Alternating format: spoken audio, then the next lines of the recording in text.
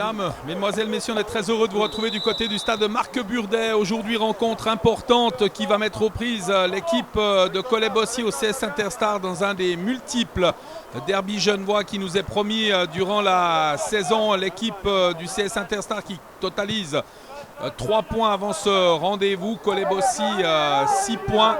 C'est dire l'importance tout de même de la partie pour les deux équipes quand on sait qu'en dessous de la barre pour le moment, Mérin totalise 2 points, Bramois 1 point. Donc la barre de relégation n'est pas très loin. Une équipe de Collet-Bossy qui avait bien débuté le championnat d'ailleurs avec une victoire face à Servette par 1-0. Puis ensuite, il y a eu 2 revers consécutifs face à Comté à l'extérieur, puis à domicile face à Chénois, avant de voir les joueurs de Collet-Bossy s'imposer face à Perly. Attention avec ce ballon qui va passer finalement devant tout le monde. Le drapeau de l'arbitre assistant qui s'est levé. Et de son côté, le CS Interstar avait bien débuté également avec un succès face à Sierre par 1-0. Puis ensuite un revers 2-0 à la maison face à Montais, toujours à domicile. Et puis Signal Bernet, défaite à l'extérieur par 3-0 avant qu'Aigle ne s'impose du côté de Varambé sur la marque de 2-1. Donc une seule victoire pour 3 défaites là, pour les hommes de Luigi Pisino.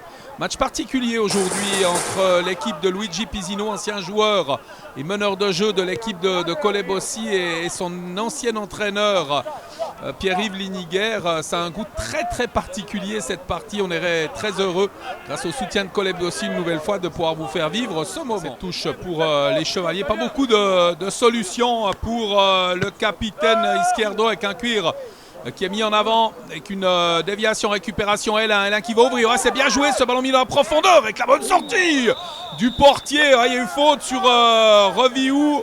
Cette intervention de Désiré Paul Sawadogo qui va venir sans doute s'excuser auprès du portier du CS Interstar Genève. Beaucoup de corrections dans le jeu. C'est vrai que ce duel était inévitable avec ce ballon mis dans la profondeur, et Sawadogo qui s'est arraché pour tenter de récupérer le ballon. C'est la première action de cette partie. On joue depuis moins de 3 minutes. Pour le moment, il n'y a pas beaucoup d'action. Il y a quand même beaucoup d'intensité qui est mise dans cette partie. Et ça repart avec Blanco. On va revenir tranquillement derrière. Chercher de l'appui et en trouver avec ce cuir mis sur le pied de Kisunda. Kisunda appelle 2 balles devant lui. Il va mettre ce ballon dans la profondeur. C'est bien joué sur Thiam. L'accélération de Thiam. Le centre. Avec ce ballon qui passe devant tout le monde. Et ça sera un corner. Alors très grosse possibilité en faveur des joueurs du CS Interstar qui se sont montrés extrêmement dangereux sur cette phase de jeu très proche de l'ouverture de la marque, avec un ballon mis en corner finalement. Alors qu'on joue, on l'a dit, depuis bientôt 11 minutes dans cette rencontre. C'était une belle possibilité là, pour les joueurs du CS Interstar, notamment pour Abdoulaye Thiam en bonne position. Le corner est parti. Ballon mis au 2e poteau. Et finalement, ce cuir qui va passer à côté, c'était bien tenté. Du CS Interstar, c'est Idrizi qui s'est procuré la meilleure occasion depuis le début du match. Du côté de Collet-Bossy, c'était Sawadogo, un corner joué en 2 temps avec L1 qui va revenir en arrière. Un centre tendu, 2e poteau. Et ce ballon qui passe par-dessus. Et très bonne possibilité par Wana SND par-dessous, alors légèrement décalé sur la droite du but défendu par Stéphane Reviou. C'était une bonne possibilité là pour les Collésiens. Véritablement, ce ballon va venir dans la boîte. C'est une certitude dans cette 25e minute. On va chercher à alerter les grands gabarits devant.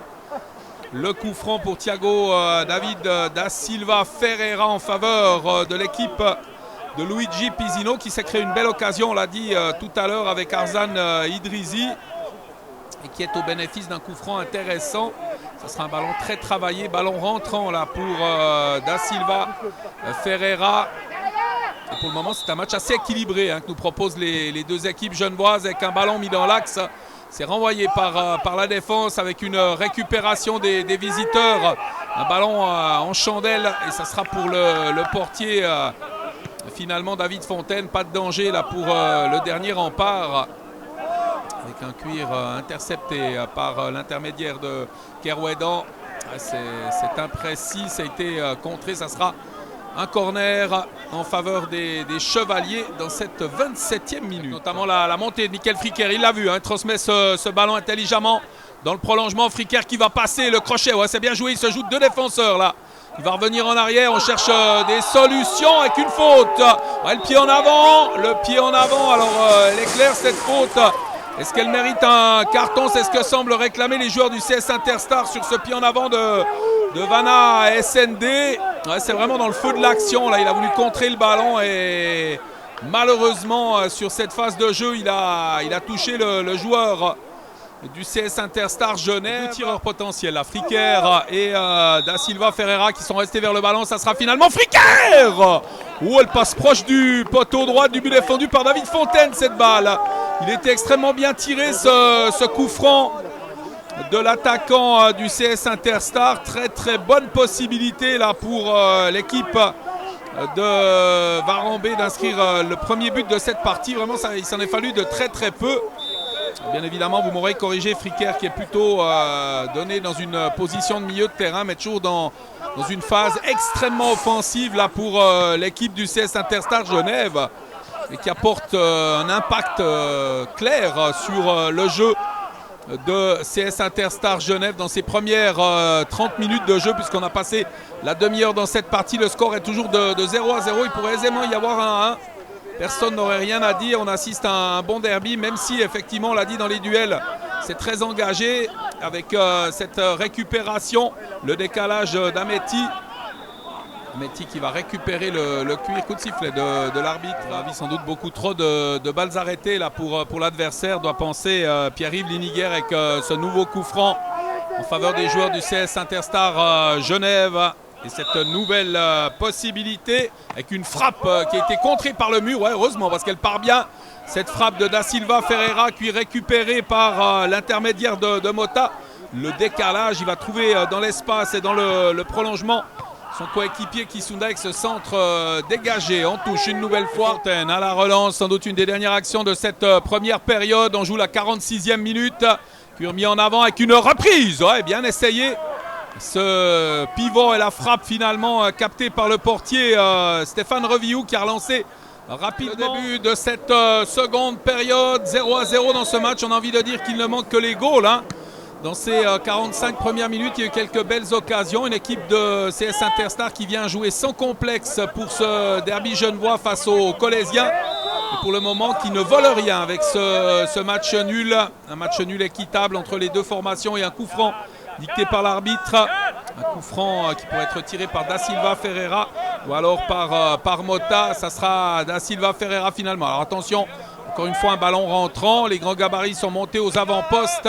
Ouais, il est sans doute trop décalé ce ballon. Non, ouais, finalement il va sortir en dégagement pour le portier David Fontaine. On s'attendait à un ballon un peu plus vers le point de pénalty pour spéculer aussi sur une déviation d'un adversaire ou d'un coéquipier.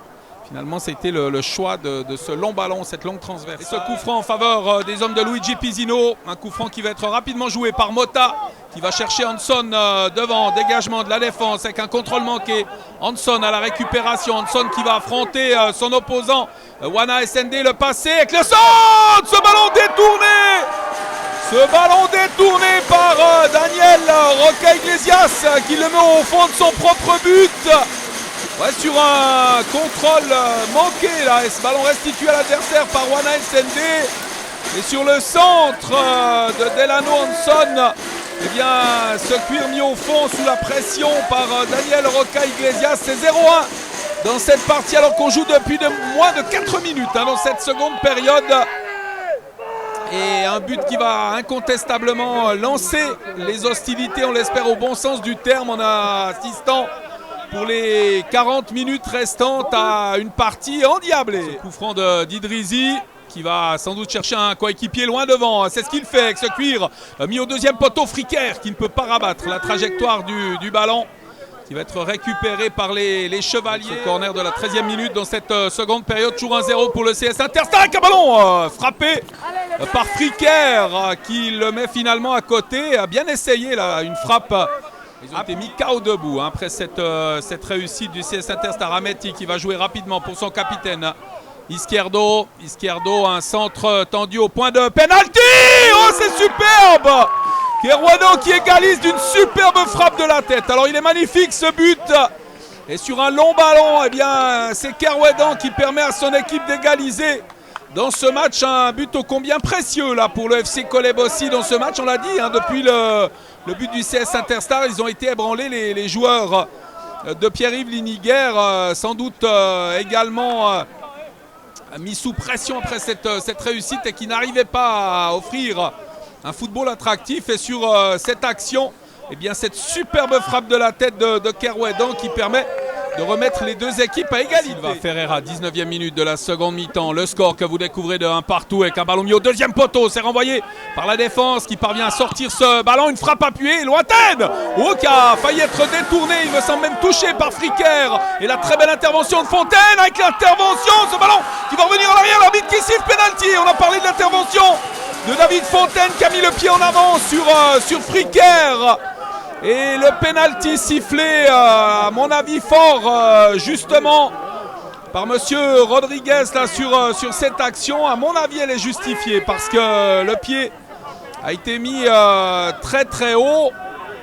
Il est venu balayer son adversaire et ça sera une occasion de 2-1 là, pour l'équipe du CS Interstar. C'est Abdoulaye Thiam qui va se charger de ce pénalty de la 20e minute. À notre avis, on est du même avis que l'arbitre sur cette action. C'est vrai qu'il l'a balayé proprement. Là, c'était la période de fauche dans les champs colésiens. Abdoulaye Thiam face à David Fontaine avec l'intervention du portier de Nouveau-Tir. Incroyable!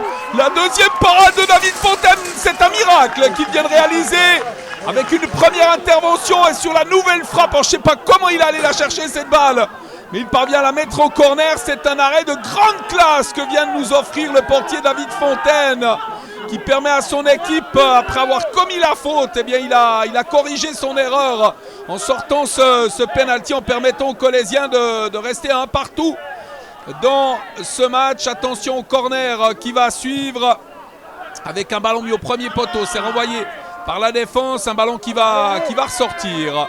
On va jouer tranquillement derrière du côté du CS Interstar. Majorano pour son portier Revio. Mota et Ben qui sont prêts pour ce coup franc de la 25e minute. C'est Kevin Ben qui s'élance. Ballon bien appuyé, boxé par David Fontaine qui nous sort une magnifique deuxième mi-temps. Des interventions décisives, même si sur ce ballon, effectivement, le cuir était sur le portier avec un tacle puis récupéré par les Colésiens. Et on aurait pu effectivement laisser l'avantage sur cette phase de jeu. L'arbitre qui a préféré revenir à la faute. Il est en train d'expliquer aux joueurs. Il ne savait pas si effectivement il y avait un risque de blessure sur cette intervention. Et il n'a qu'une fraction de seconde, l'arbitre, pour décider. Nous, on peut refaire toute l'histoire de cette phase de jeu et dire qu'il aurait pu siffler. Très très bon arbitrage en tous les cas pour le moment. Et il faut mettre en avant, hein. Il est toujours facile de critiquer une erreur de décision. Mais là, l'arbitre, M. Rodriguez, est complètement à la hauteur de cet événement et de ce derby genevois. C'est vraiment une excellente opportunité pour les hommes de Luigi Pizzino avec Mizini. Ouaille, ce ballon qui prenait un bel effet là, qui était détourné, il me semble, par la tête de Moumine Serimi. C'était une occasion de but, encore une fois, pour les joueurs de CS Interstar Genève. Et ce corner de la 38e minute, 7 minutes encore à jouer dans cette partie. Un ballon renvoyé encore une fois par la défense colésienne. Ça sera un nouveau corner en faveur des joueurs de Luigi Pizzino. On se dépêche pour aller le tirer là. Kustrim Mizini qui a tiré le coup franc tout à l'heure. Il était bien parti, son tir au numéro 6, une équipe de CS Interstar qui mérite incontestablement ce match nul pour le moment, avec un cure mis au premier poteau.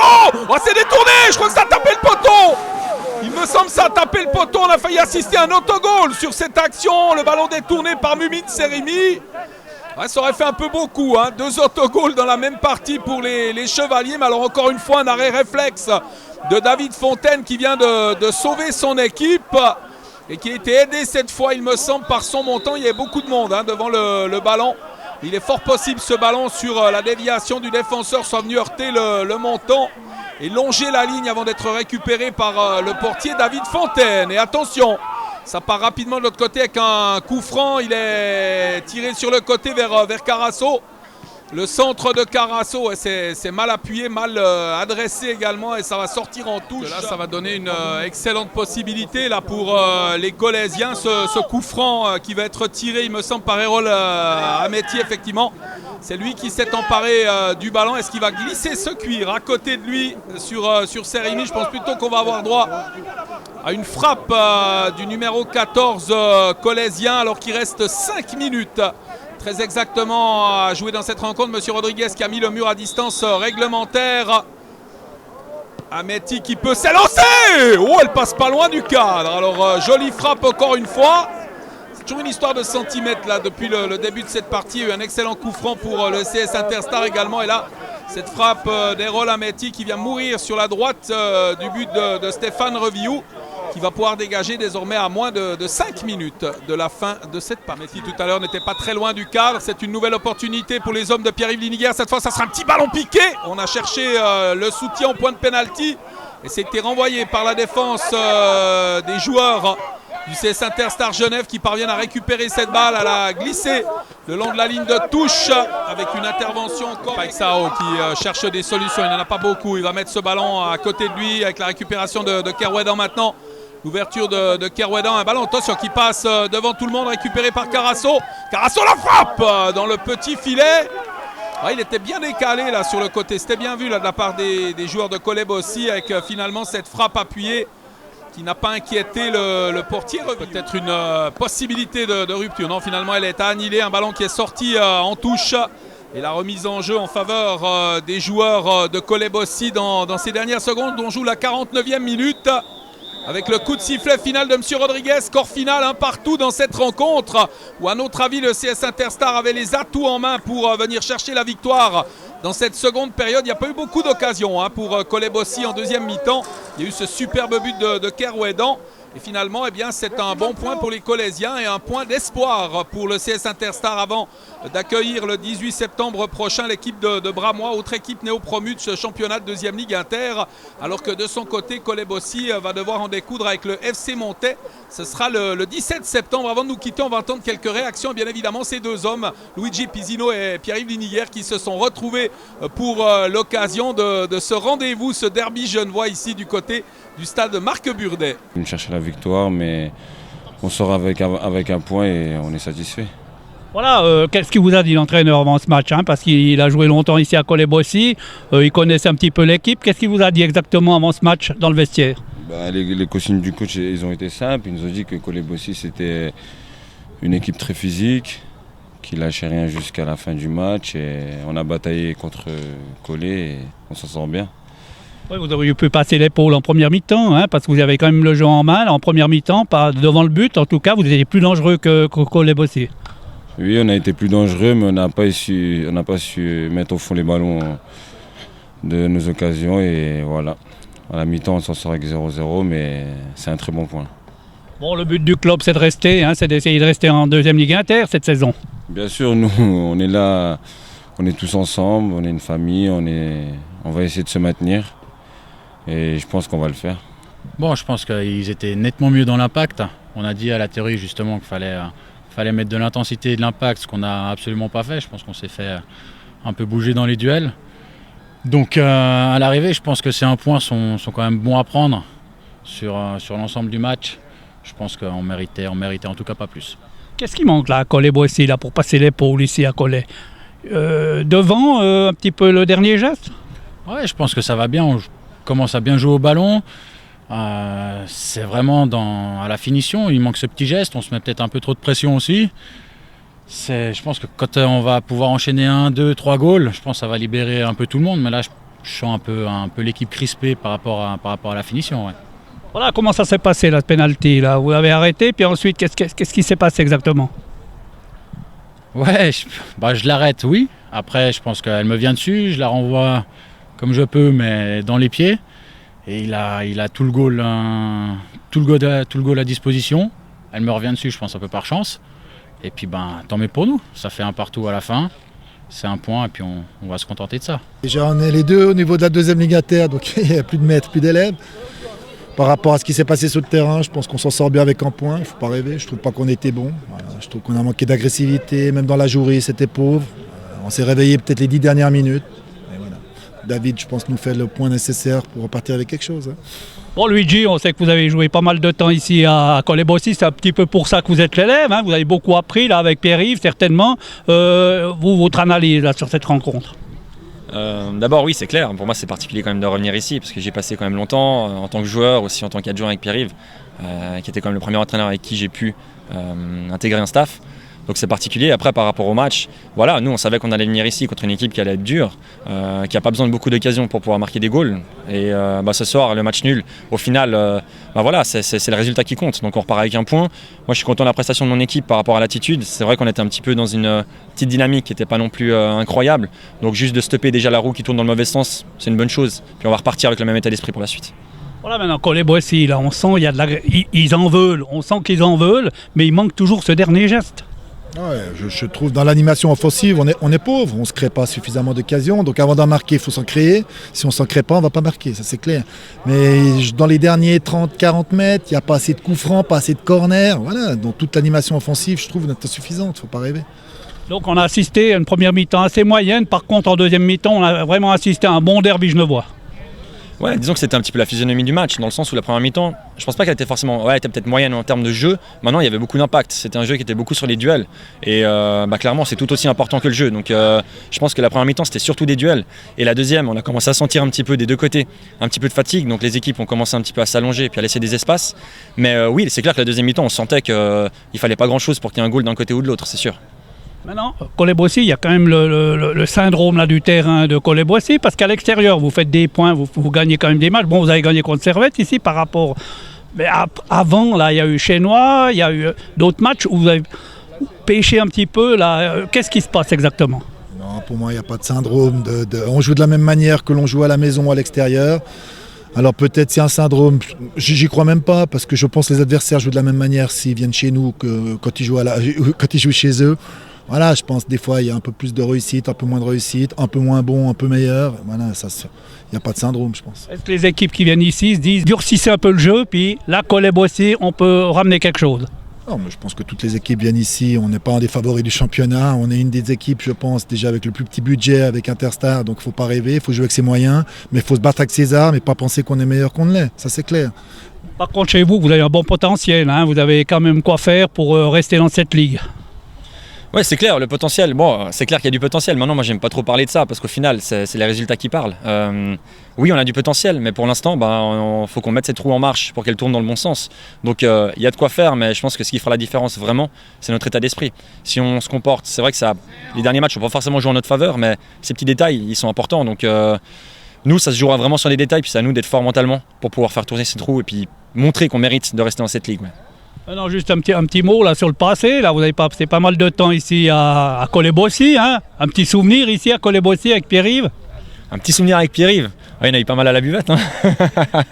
Il y en a eu pas mal à la buvette. J'ai eu la chance de côtoyer une personne qui est vraiment quelqu'un d'incroyable, qui représente un club à lui seul. Et je pense que c'est quelque chose qui est vraiment rare de nos jours, où les gens courent beaucoup après l'argent, le résultat et toutes ces choses-là. Puis je pense que ce qu'il faut retenir vraiment de ça, c'est cette stabilité qu'il a eu la force d'instaurer dans ce club. Et ça, je trouve que ça n'a pas de prix. Donc c'est des valeurs qui sont très importantes et qu'on perd de nos jours. Ouais.